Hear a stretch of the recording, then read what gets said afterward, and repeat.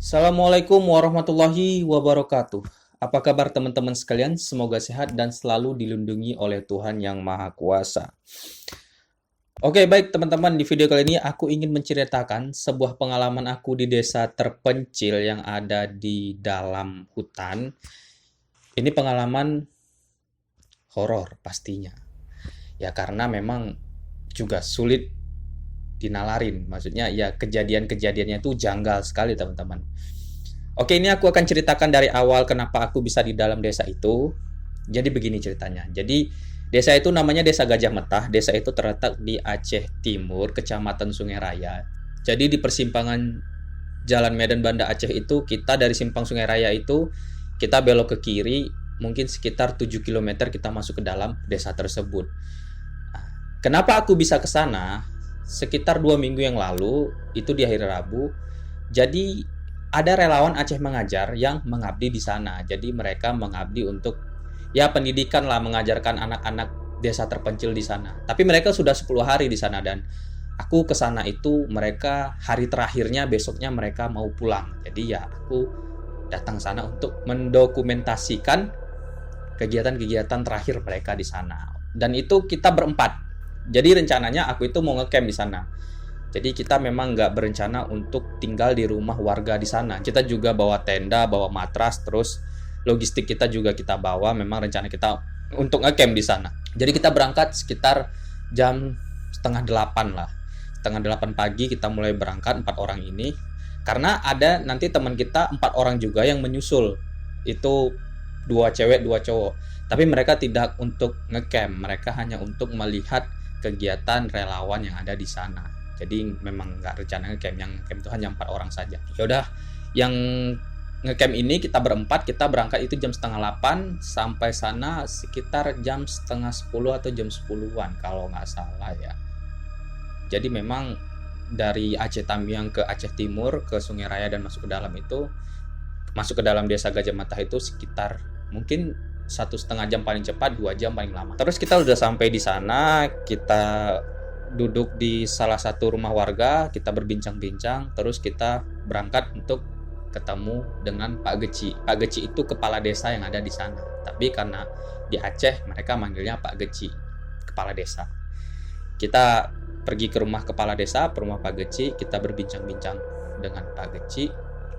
Sana lumayan lama lah, sekitar dari jam 10-an sampai jam 1 siang kita berbincang-bincang.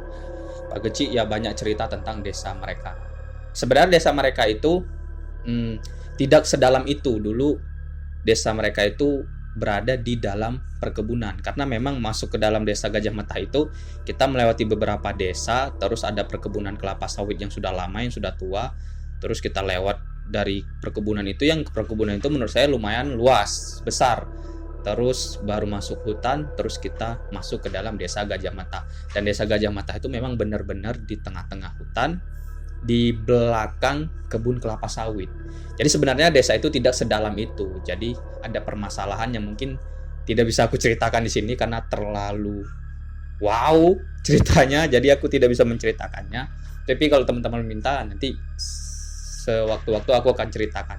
Tentunya dengan izin kepala desanya ya.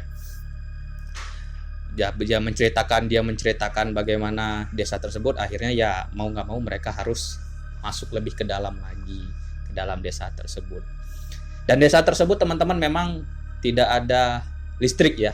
Di sana mereka listrik itu memakai mesin dompleng, kalau di sini disebut namanya. Kalau kita sebut di sini mesin dompleng, itu mesin untuk tenaga listrik, dan mesin itu memakai minyak solar. Jadi mesin itu dihidupkan sekitar jam setengah 7 maghrib sampai jam 12 malam. Setelah itu desa itu gelap. Gelap seperti di dalam hutan. Dan rumah warga di sana juga jauh-jauh, tidak berdekat-dekatan, karena ya setiap rumah warga ada kebun-kebunnya. Jadi ya jauh lah, sekitar 500 meter mungkin ada. Ya segitu lah. Jauh lah pokoknya, nggak ada berdekat-dekatan seperti rumah warga-warga yang biasa ada di desa-desa. Oke, ya sampai sini sih fine-fine aja, nggak ada sesuatu yang kejadian yang janggal ya. Acara dimulai sekitar jam 3 sore, itu acara festival Nanggro, semua ya berjalan dengan lancar. Sampai akhirnya teman yang berempat ini, yang dua cewek dua cowok ini datang juga ikut di dalam acara tersebut.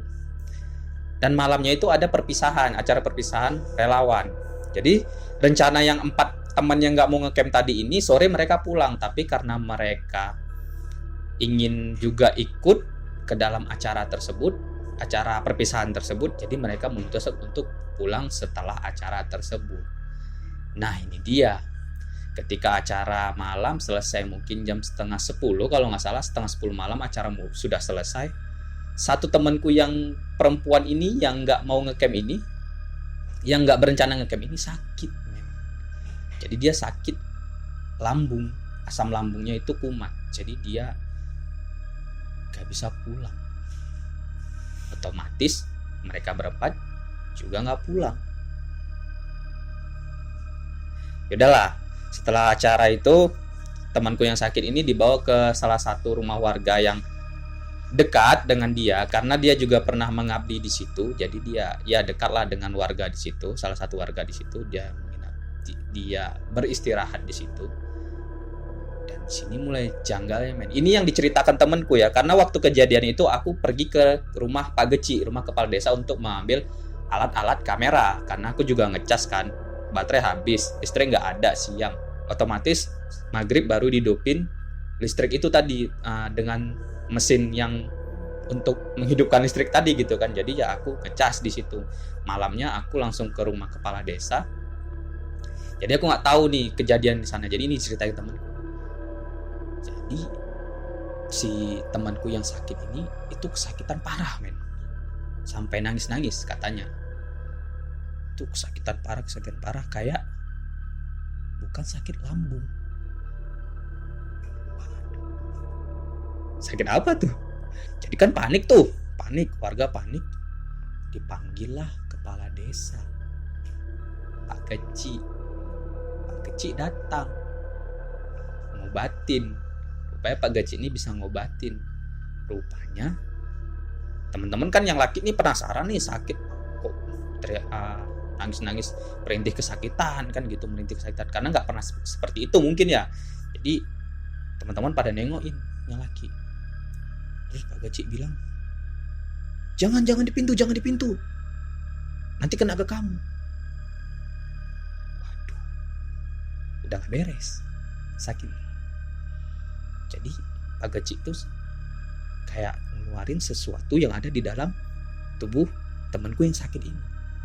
Terus temanku yang laki yang di pintu jangan ada di pintu, jadi takut yang mau dikeluarin ini bisa kena ke temanku yang laki.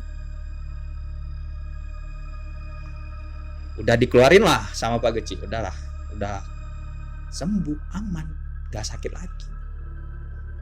Dan itu gak lama aku balik dari rumah Pak Geci, rumah kepala desa, sekitar jam 12. Itu diceritain sama teman-teman.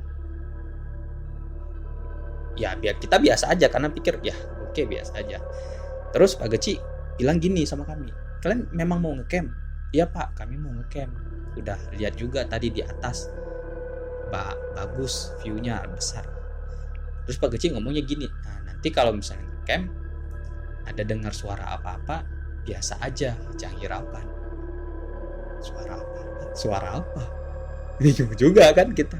Oh, kita pikir, oh ya, kalau Pak Geci ngomong gitu, dia yang lebih tahu tentang situasi desa dia, ya kita, ya iya Pak, iya kita biasa aja, gitulah kita pikirkan. Kita juga nggak mau berpikiran negatif. Oke, jam 12 malam kita naik, ditemanin sama dua warga desa di sana. Kita naik terus, di situ kita ngecamp, kita bangun tenda. Warga desa di situ juga membuatkan kita api unggun, terus kita dikasih ubi untuk kita makan.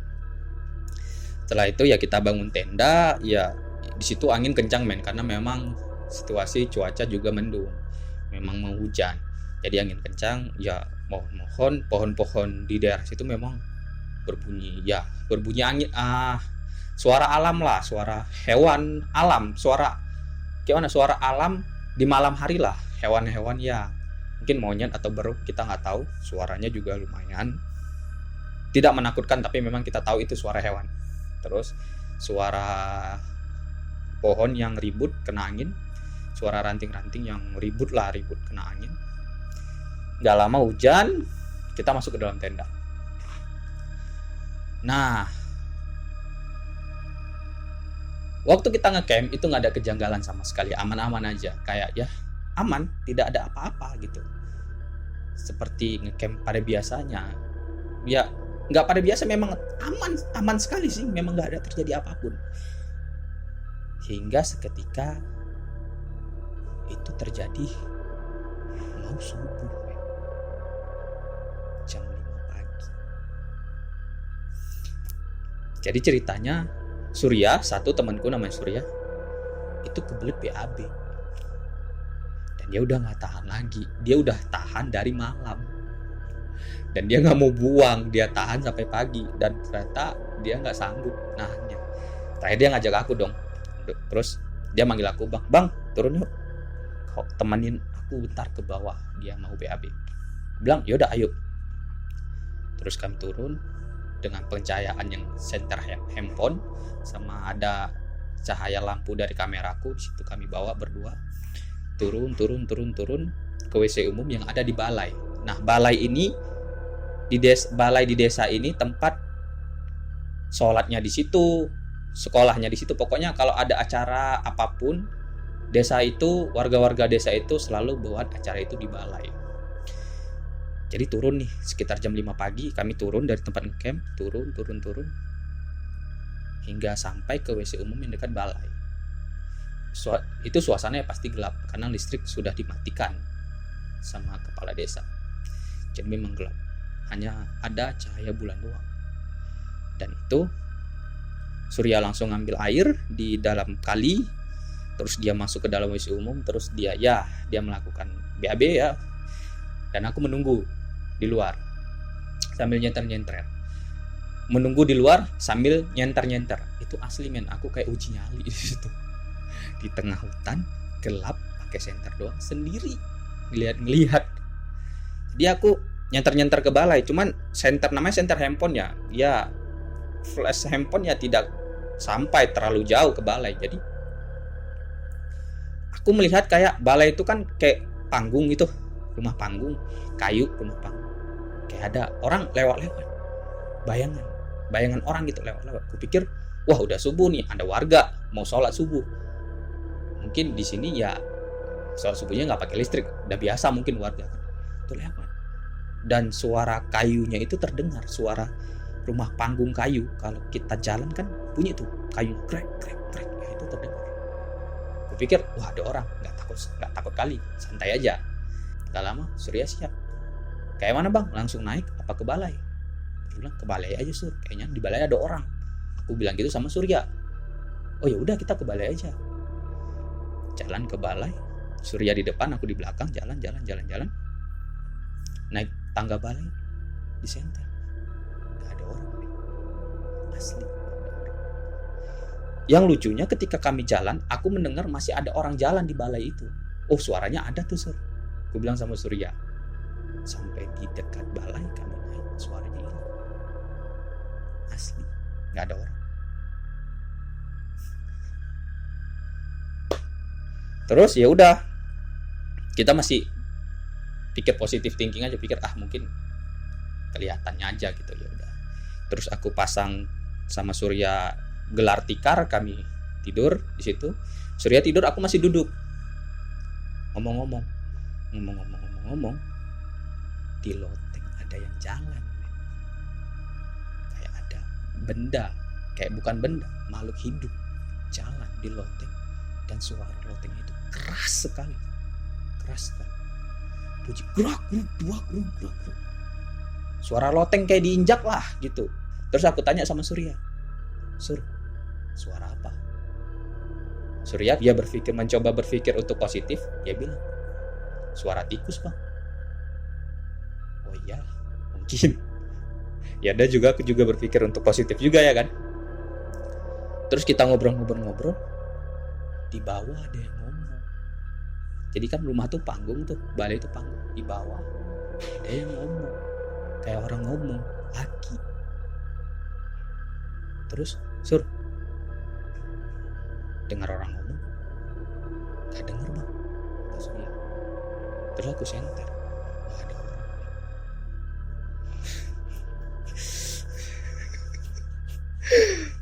Gak ada orang. Ya udah, kita coba berpikir positif lagi sama Surya ya kan, ngobrol. Ada yang ketawa, laki di bawah. Karena kita ngomong kayak supaya hilangi rasa tegang, kita ngomong terus dan sambil ketawa-ketawa. Rupanya ada yang ikut ketawa juga di bawah, laki, dan ketawanya jelas banget.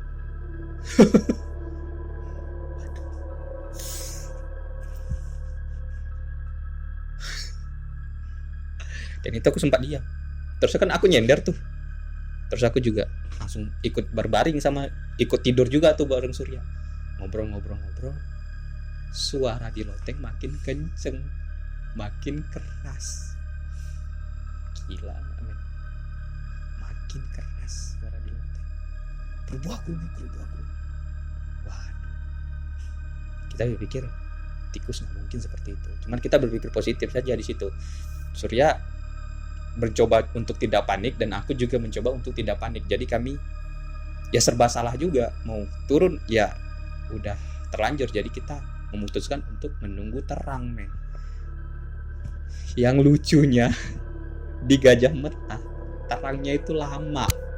Itu nggak tahu entah kenapa, entah mungkin cuaca, aku nggak tahu juga. 6:30 di sana masih gelap, men. Masih gelap. Kayak jam 6 pagi, kayak jam 6 subuh. Dan suara di loteng itu makin kenceng. Surya katanya di dalam hati dia sampai bilang kayak gini, jangan ganggu ya, kami di sini nggak ganggu kok, niatnya baik-baik. Hingga terang tuh, sekitar jam 7 kurang, nah itu udah mulai terang tuh. Dan ketika terang, suaranya hilang, men. Suara yang di loteng tadi, yang jalan-jalan gerasak gerusuk yang memang besar, suaranya tadi kayak ada benda di atas, bukan benda, makhluk hidup. Itu hilang, seketika hilang. Terus saya bilang, bang, suaranya hilang. Iya, Sur. Ngecek lah ya kan, karena udah siang, karena udah terang, berani untuk ngecek. Pikir mungkin ada pohon di daerah balai itu, ada hewan atau apa. Begitu aku cek ke loteng, di balai itu memang nggak ada pohon sama sekali, asli nggak ada pohon. Jadi memang balai itu di ruang terbuka. Ya udah, kita juga nggak tahu kejadian apa. Ya udah terang, kita langsung naik ke atas aja, udah langsung naik ke atas tanpa ya udah kita langsung naik ke atas, nggak ngumpul deh sama yang ngecamp tadi di atas kan, mereka kan masih ngecamp di atas. Mereka ngumpul, kita makan pagi, kemas balik, udah terus ya balik ya, kita pulang gitu. Pagi itu kita pulang, kita pamit ke kepala desanya bahwa kita mau pulang. Dan ada satu cerita sebelum aku ngecamp itu, waktu aku masih di rumah kepala desa, aku sempat masuk ke kantor kepala desa itu. Aku lihat banyak keris digantung tuh di dinding, banyak sekali, hampir penuh tuh. Jadi aku tanya, ini koleksi Pak Geci ya bang? Sampai itu aku tanya sama anaknya. Iya, dan ini belum semua. Maksudnya bang?